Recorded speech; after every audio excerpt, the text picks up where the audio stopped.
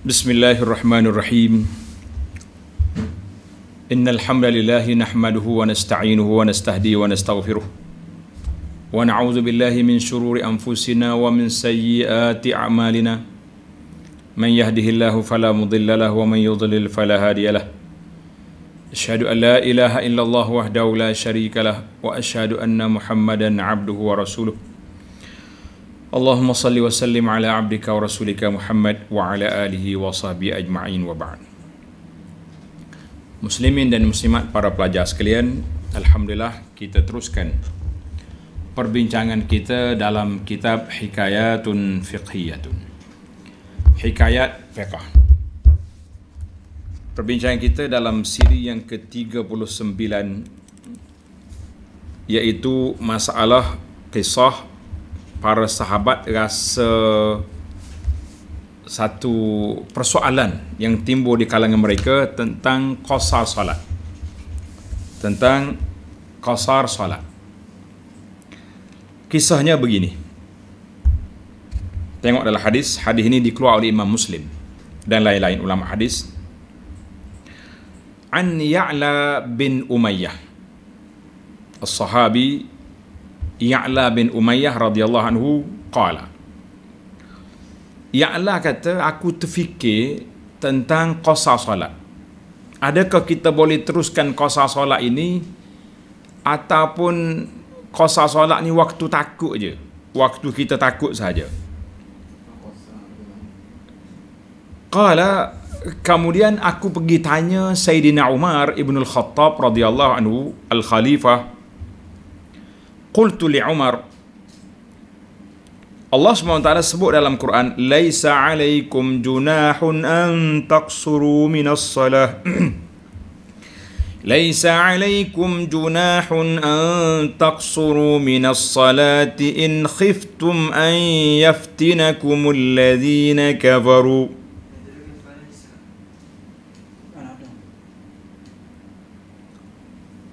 Laisa alaikum junah, maknanya tidak ada kesalahan, tidak ada dosa ke atas kamu, antaqsuru minas salah, bahawa kamu qasarkan salat. Kamu qasarkan salat, yang 4 jadi 2, yang 3 jadi berapa? Tidak ada, yang 3 tidak ada kan? Baik. Antaqsuru minas salah in khiftum an yaftinakumul ladzina kafaru. Bila, kalau kamu takut kamu difitnahkan, diganggu oleh puak-puak kafir. Jadi kalau kamu takut, kamu boleh qasar salat.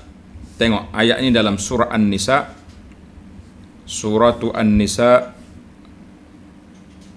ayat yang ke-111. Surah An-Nisa ayat 111. Jadi alhamdulillah, sekarang ni Quran ada di tangan kita. Kita nak baca ke tak baca itu cerita lain kan. Ayat 101. Ayat penuh dianya, wa idza darabtum fil ardi falaysa alaikum junahun an taqsuru minas salat in khiftum an yaftinakumul ladzina kafaru innal kafirina kanu lakum aduwwan mubina. Baik. Dia kata, Sayyidina Umar, ayat ini menceritakan kepada kita, wa iza darabtum ni menceritakan kepada kita bila kita takut. Waktu takut bolehlah qasar kan. Sekarang ni kita tak takut lagi. Faqad aminan nas. Orang semua dah aman sekarang. Kita sudah jadi pemimpin, jadi pemerintah. Mekah jadi hak kita, Madinah sudah hak kita, berapa negara lagi sudah hak kita kan. Apa yang kita nak takut? Macam mana? Faqala, Umar radhiyallahu anhu juga menjawab dengan persoalan yang sama. Ajibtu mimma ajibta minhu. Tengok ni bahasa Arab ni, dia tukar baris tu jadi makna lain. Ajibtu mimma ajibta minhu. Umar kata, aku pun berasa pelik juga seperti yang kamu pelik tu. Rasa takjub juga. Dulu Allah SWT sebut, in khiftum, kalau kamu takut diserang oleh musuh, maka kamu boleh qasar salat. Sekarang ni kita sudah aman. Tapi Umar radhiyallahu anhu telah bertanya dengan sanad yang paling tinggi sekali, fasa'altu Rasulullah sallallahu alaihi wasallam. Aku tanya Nabi, anzalik. Apa Nabi jawab? Ini jawapan yang cukup menarik para jemaah sekalian. Faqala sallallahu alaihi wasallam, sadaqatun tasaddaqallahu biha alaikum faqbalu sadaqatah. Masya-Allah, tabarakallah. Selesai jawapan. Umar, qasar solat ini adalah merupakan sedekah, anugerah Allah Ta'ala yang Allah Ta'ala sedekahkan dengan dia kepada kamu. Faqbalu, terimalah sedekah daripada Allah. Jangan duk memikir banyak. Teruskanlah qasar solat. Bila kamu bermusafir, kita kata alhamdulillah. Kata tuan-tuan, alhamdulillah Allah Ta'ala ringankan bagi kita ketika musafir. Kita boleh qasar solat 4 jadi 2, dan kita boleh jamak solat 2 waktu jadi 1. Alhamdulillah. Ini yang dikatakan ad-dinu yusrun, agama itu mudah. Tapi tuan-tuan dan puan-puan, jangan mempermudahkan agama. Agama itu mudah, jangan mempermudahkan agama. Apa dia beza? Kita musafir boleh salat, boleh jamak, boleh qasar, kan? Sakit boleh juga kita jamak dengan keperluan yang tertentu. Tapi kalau kita musafir, kita tak apalah, nanti balik aku qada je lah. Itu mempermudahkan agama nama dia. Kalau kita mempermudah, maknanya kita pandang boleh je jam apa ni, qada-qada lepas ni susah lah tengah jalan ni, payah macam-macam, leceh kan. Musim-musim taklah kalau kita pergi musafir ke luar negara pula negara bukan Islam, kadang-kadang waktu dia tu sangat pendek tengah hari, macam-macam dia punya alasan, maka kita kena usaha macam mana pun jaga solat. Sebagaimana dalam siri yang lepas kita tengok bagaimana seorang sahabat Abdullah bin Unais radhiyallahu anhu jaga sangat solat dia. Dia tak mau ketinggalan solat asar dia, sehingga dia lakukan solat dalam keadaan yang terdesak. Ketika terdesak boleh, tapi kita yang tak terdesak jangan cuba-cuba duk cari nak desak juga kan. Maka itu dia panggil salatul musafir, solat al-musafir. Baik. Hadis ini sahih dikeluarkan oleh Imam Muslim. Dilalatul hadis ini menunjukkan kepada apa? Tanda para jemaah, menunjukkan kepada masyru'iyatul qasr, disyariatkan qasar salat kalau kita bermusafir. Sama ada kita takut atau tak takut.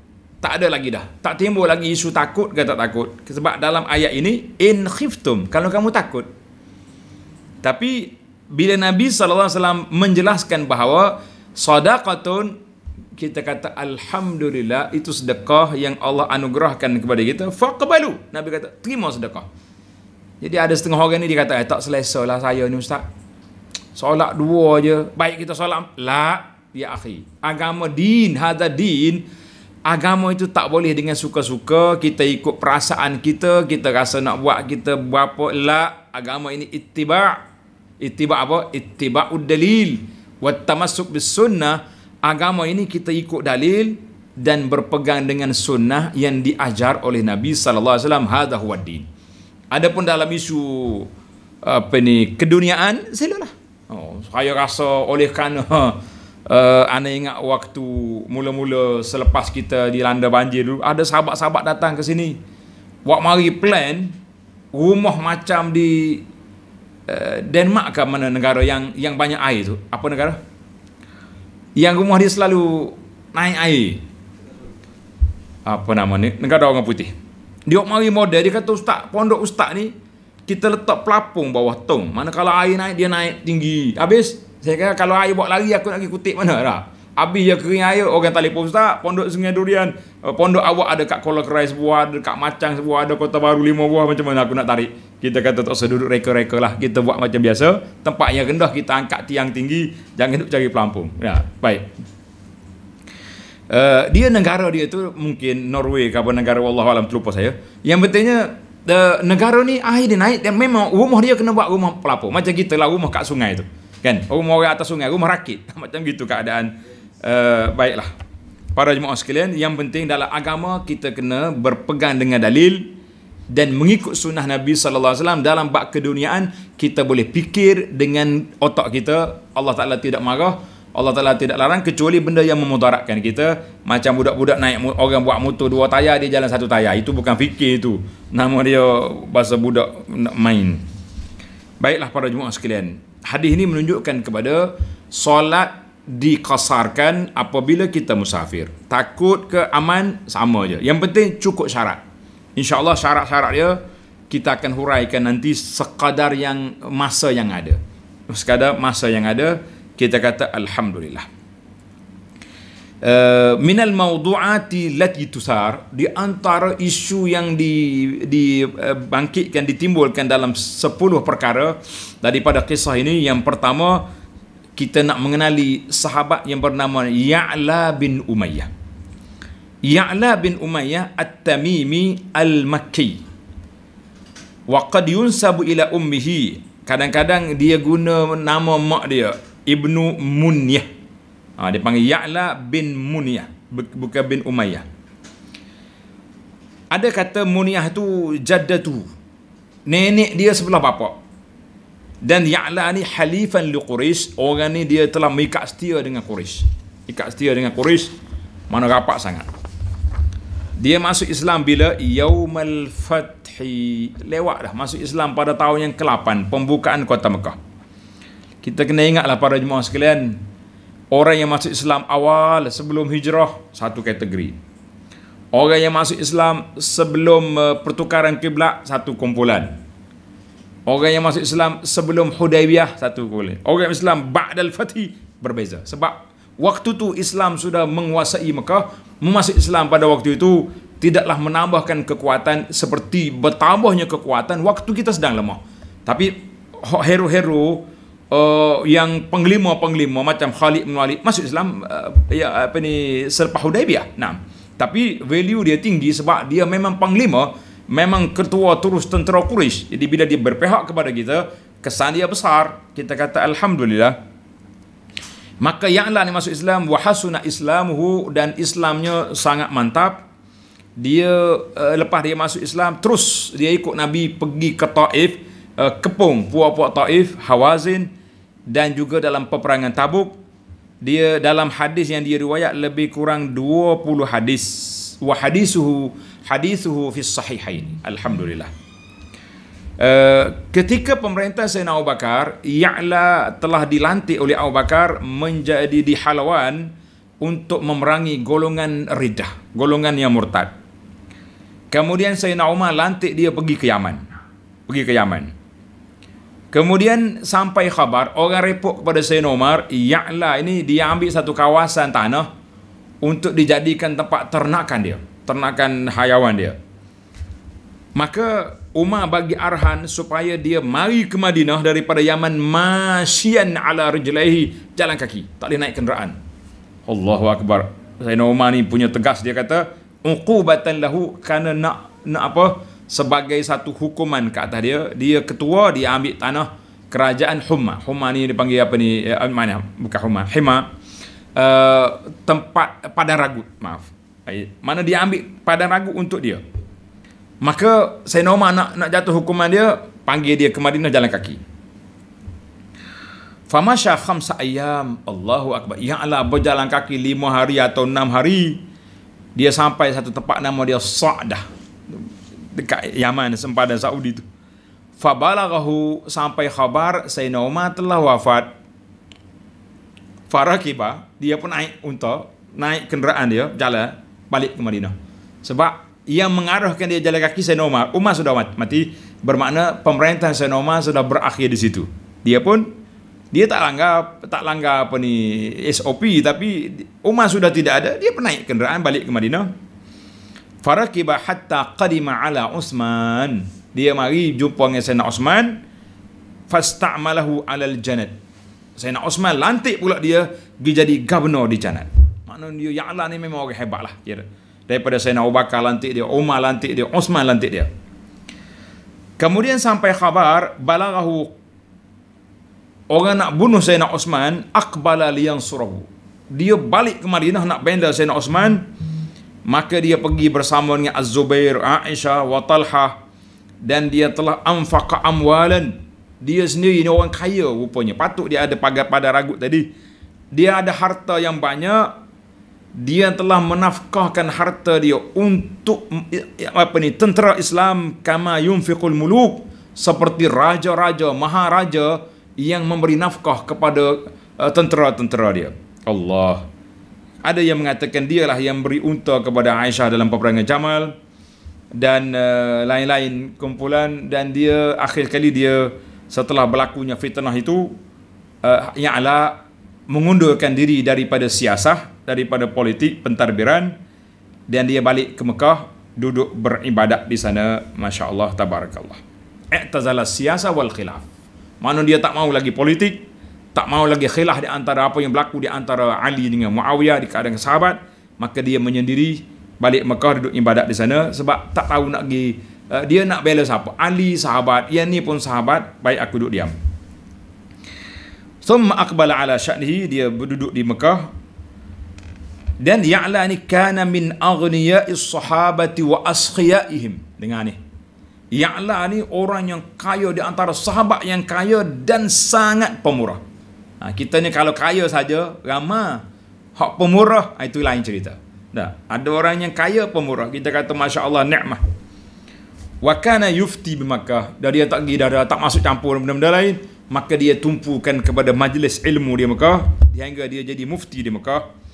Dan dialah orang yang pertama yang membuat arrakha tarikh bil Yaman, dawana tarikh, menggunakan pendekatan catat sejarah ketika dia di Yaman. Para ulama berbeza pandangan tentang tahun dia mati. Ada kata tahun 38, tahun samanin wa salasin. Kalau kata tahun 38, macam mana pula Sayyidina Ali mati tahun 40 kan? Waqila tak sampai kepada 47. Sebab dia masuk dalam peperangan Jamal, dia tak mungkin dia sebelum tu. Wa qala az-Zahabi baqiya ila qarib 60. Wallahu a'lam. Zahabi kata tak, bukan 47, sampai tahun 60. Fa ma adri, aku tak tahu dia dulu mati ke Muawiyah dulu mati. Wallahu a'lam. Kita kata yang penting dia ni seorang sahabat yang bertaraf gubernur di sana sini, seorang yang kaya dan pemurah, radhiyallahu anhu. Panjang lagi cerita dia, saya nak ambil setakat tu dulu. Ya'la bertanya Sayyidina Umar Ibnul Khattab, menasabah lah, dia rapat dengan Umar. Pasal tu Umar lantik dia gubernur kan. Sayyidina Umar, cukuplah kalau tanya siapa dia, Umar Ibnul Khattab radhiyallahu anhu. Sudah banyak kali kita cerita tentang Sayyidina Umar. Yang ketiga, ayat Allah Ta'ala sebut dalam surah An-Nisa 101, wa idza darabtum fil ardi. Tengok dalam ayat Quran kata wa idza darabtum fil ardi, maknanya apabila kamu mengembara di muka bumi. Wa idza darabtum fil ardi, apabila kamu mengembara di muka bumi. Apa makna mengembara? Mengembara makna musafir. Bila kita musafir di muka bumi, maknanya Allah Ta'ala izinkan kita, iza darabtum fil ardi. Daraba yadribu. Kalau kita terjemah betul, daraba mana pukul kan. Bila kamu mengembara di muka bumi, maka diberi kelonggaran. Maka tidak berdosa bagi kamu untuk mengqasarkan, memendekkan solat jika kamu takut diserang oleh orang kafir. Yang jadi masalah kepada Ya'lanya, sebab Allah sebut sini in khiftum, kalau kamu takut. Ya'la kata kita sudah tak takut, macam mana kita nak buat? Maka di sini para ulama fiqh istimbat daripada ayat ini, apakah musafir yang dibenarkan untuk kita qasar? Ada 3 pandangan. Yang pertama, safarut ta'ah, musafir ketaatan, nak pergi haji, nak pergi umrah, nak pergi silaturrahim, nak pergi ziarah keluarga, ziarah saudara-saudara, ziarah orang sakit, ziarah orang mati. Yang ni saja boleh qasar. Maknanya dia panggil safar at-ta'ah. Sempit sikit ni kan. Yang kedua, as-safarul mubah, setiap musafir yang harus. Maknanya apa namanya yang harus? Bukan maksiat. Asal ke bukan maksiat, boleh qasar. Tak kira kita nak pergi berniaga, kita nak pergi musafir, orang panggil rehla, journey, travel, pergi tengok sana sini, boleh. Wala yustaratu fihil qurbah wa ta'at, tak syarat kita musafir ketaatan, menghampiri pada Allah. Yang penting kita berjalan dengan syarat tidak maksiat. Timbul waktu musim-musim tertentu. Nah, kadang-kadang orang ni petang-petang dia mesej, Ustaz, Abu Anas, kami sudah sampai di Bukit Jalil, boleh tak kami qasar solat Maghrib dengan Isya lah. Hak Zuhur dengan Asar tu dia qasar tengah jalan lagi kan. Jadi kita kata kamu pergi buat apa tu? Biasa-biasalah, musim-musim liga-liga ni kan. Jadi kalau kita kata permainan tu asalnya maksiat, maka tak boleh kita qasar. Tapi kalau kita kata asalnya harus, seperti as-safarul mubah, maka mubah ya juz. Jangan tanya banyak-banyak. Setengah orang ni dia teruk lagi tanya kata-kata akhir kali tak semaya apa ni. Jangan tanya banyak. Ini pandangan Imam Syafi'i dan Imam Ahmad dan lain-lain imam mengatakan asal ke musafir tidak maksiat harus, maka boleh. Yang ketiga ada sekumpulan. Dia kata mutlaqus safar. Asal ke musafir bolehlah. Walaupun maksiat ke tak maksiat ke, yang penting tu dia musafir. Sebab apa? Allah kata wa in khiftum wa iza darabtum, bila kamu musafir. Jadi musafir maksiat ke tak maksiat, musafir. Maka ini pandangan yang ketiga kan, pandangan daripada sebahagian daripada ulama. Maka kita mengatakan yang rajih dalam masalah ini iaitulah as-safaru at-ta'ah was-safarul mubah. Musafir taat, musafir harus, musafir tidak maksiat, semuanya dibenarkan untuk diqasarkan salat. Kita kata alhamdulillah. Sebab apa? Kalau kita nak, kenapa kita nak sempitkan bendanya sudah luas? Tadi di awal tadi hadis Nabi kata apa? Kepada Sayyidina Umar, sadaqatun tasaddaqallahu biha, sedekah yang Allah Taala anugerahkan kepada kamu, terimalah. Tak usah duduk nak berat-beratkan dia kan. Baik. Kita tahu kategori musafir yang dibenarkan untuk qasar, musafir taat dan musafir mubah. Musafir tidak maksiat. Asalkan tidak maksiat, habis boleh. Apa dia musafir maksiat ni? Contoh. Kalau zaman dulu dalam kitab lama dia panggil al-abik, hamba yang lari daripada tuan dia, tak boleh. Zaman kita ini orang musafir nak pergi berjudi, nak pergi tempat pelacuran, kan? Kita kata musafir nak pergi mana tu? Nak pergi travel ke negeri. Mana negeri kafir tu? Kalau nak pergi buat pelaburan haram misalnya, nak pergi melacuk, itu semua tu musafir yang haram, tak boleh. Baik, yang keempat, dalam ayat Quran, in khiftum, kalau kamu takut. Maka para ulama tafsir mengatakan wujudul khauf la athara lahu fis salah. Adanya perkataan takut itu sudah tidak ada kesan lagi dalam salatul khauf, salat al-qasar. Sebab itu adalah merupakan satu marhalatud dakwah, peringkat episod dakwah. Maknanya zaman itu takut. Pasal itulah Sayyidina Umar dan diikuti oleh Ya'la pergi bertanya tentang al-an wa qad aminan nas. Sekarang kita sudah aman, macam mana pula kita nak qasar? Ayat ini kata kalau takut. Maka ulama mengatakan wa baqiyal hukm syar'i, hukum syarak terus berlaku dengan boleh kita qasar ar-rubaiyah, solat yang 4 rakaat. Rahmatun minallah, suatu anugerah rahmat daripada Allah, wa rukhsatun li ibadihi, dan merupakan suatu keringanan kepada hamba-hamba dia. Jangan takut. Ila qiyamis sa'ah, sampai hari kiamat. Habis ayat Quran in khiftum tu macam mana? Ulama kata kharaja makhrajul ghalib. Biasanya zaman dulu kalau orang musafir ni ada ketakutan, nak pergi perang ke, macam-macam dia punya menasabah zaman dia tu kan. Kata di ulama usul, al-mantuq idza kharaja makhrajal ghalib fala mafhumalah.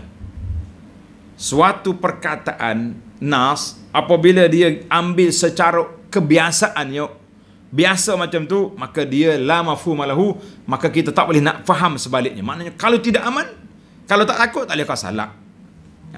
Sama juga dengan isu anak tiri.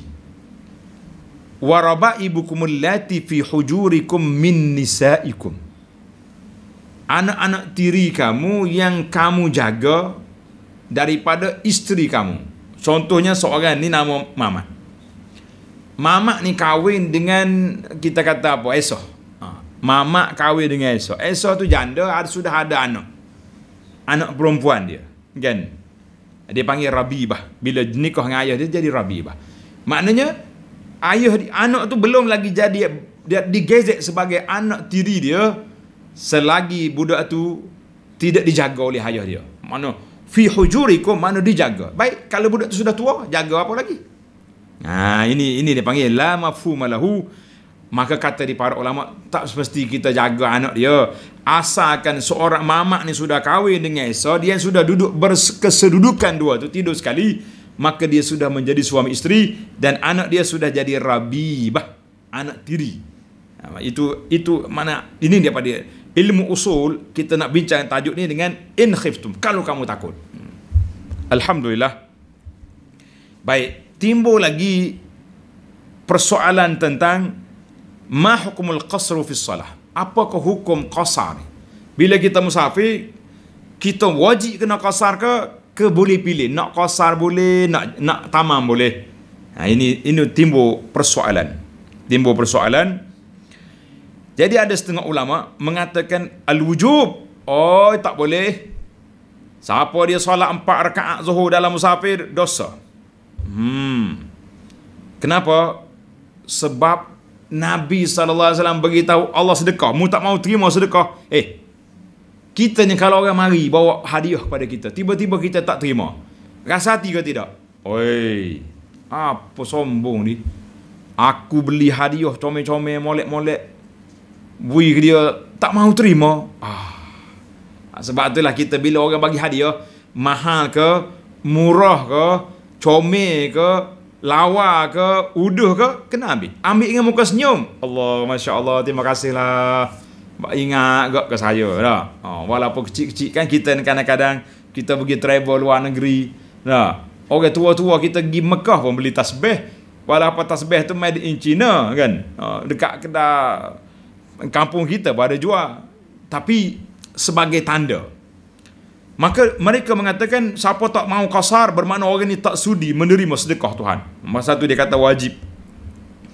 Dalam mazhab Hanafi dia kata wajib, tapi wajib di sini bukan makna fardu. Hanafi dia bagi fardu, wajib, sunat lain.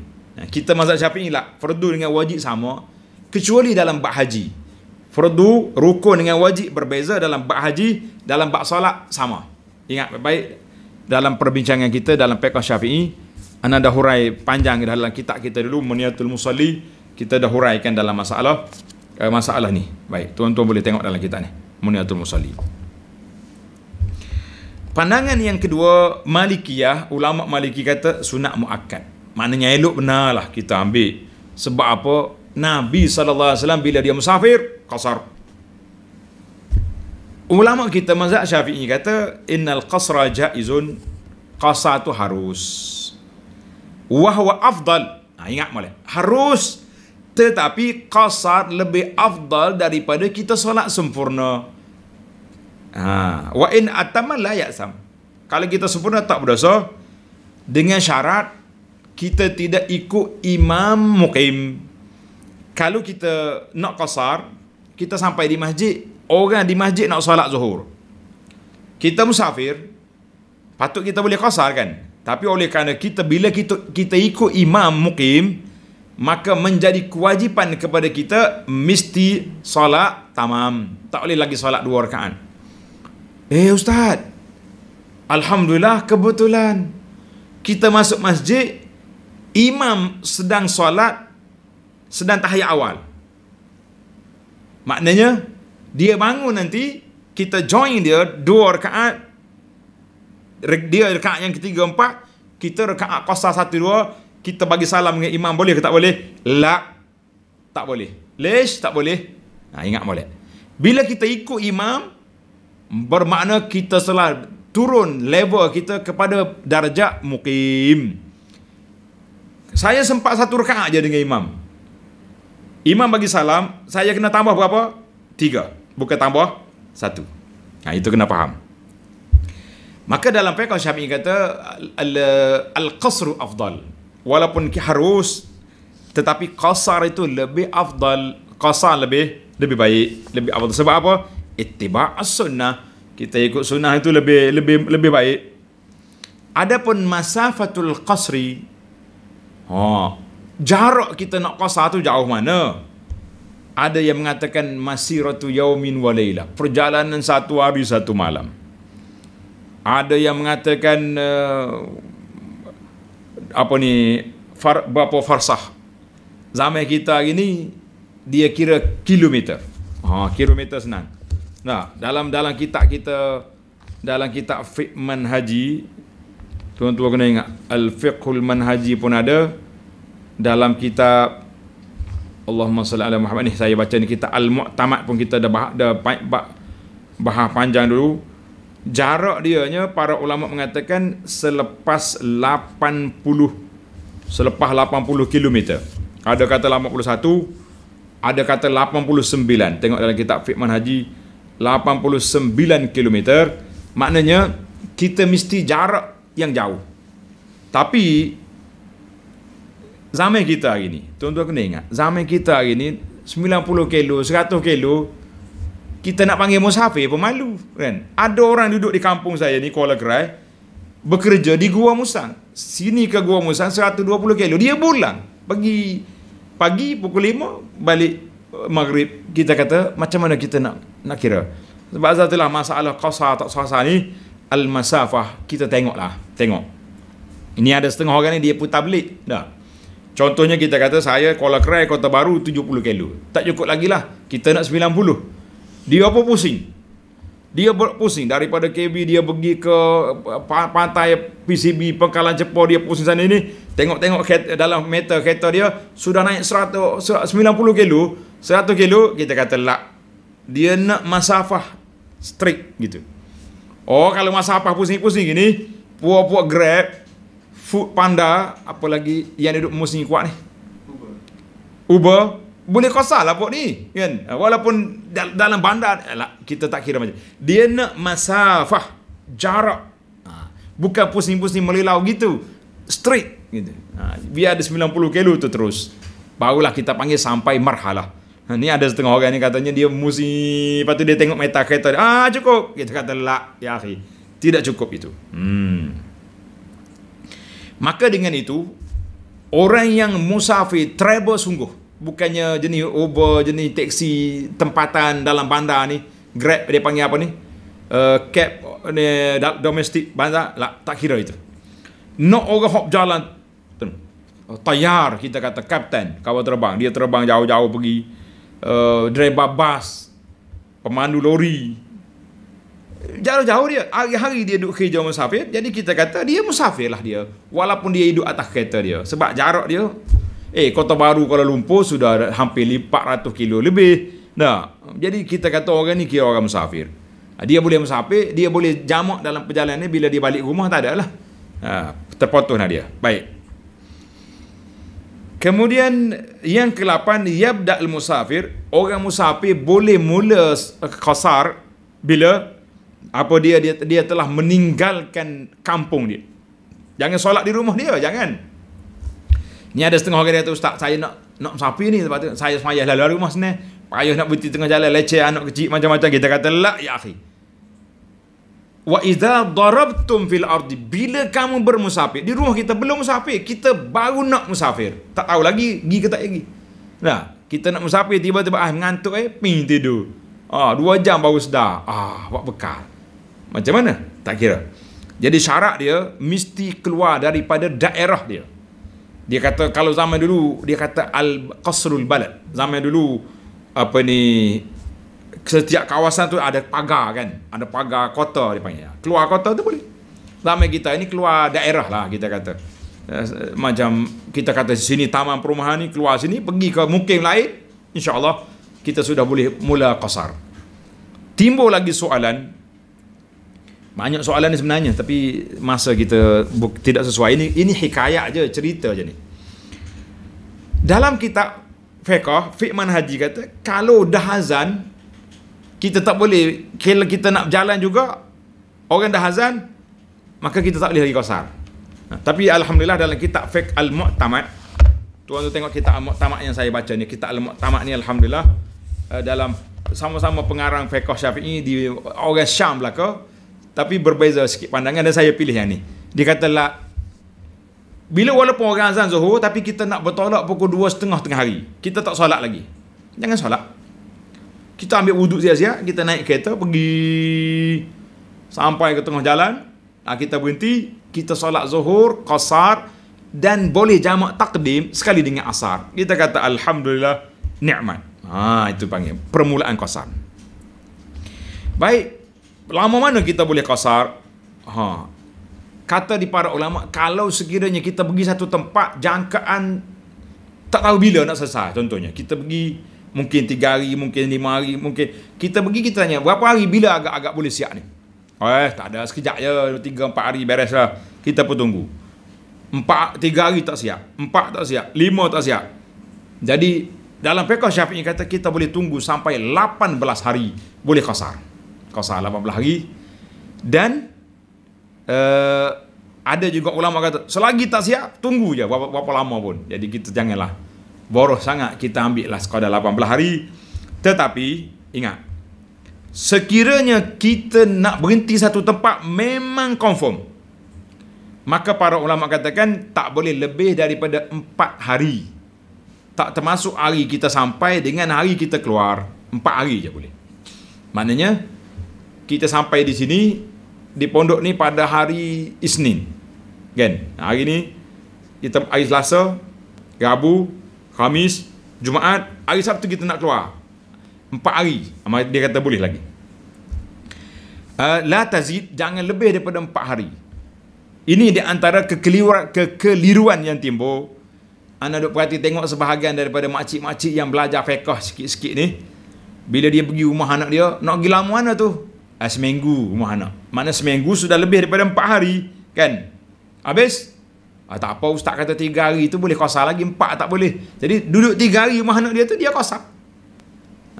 Sampai hari yang ke-4 baru mula dia lah. Dalam kitab fiqh kita kata tidak. Oleh kerana kamu memang berniat nak duduk lebih daripada 4 hari, sampai je putuslah qasar. Kita hanya boleh qasar di dalam perjalanan. Dalam perjalanan sahaja boleh qasar. Bila sampai tak boleh. Baik. Yang terakhir, panjang tuan-tuan dan puan-puan, saya tak nak hurai di sini.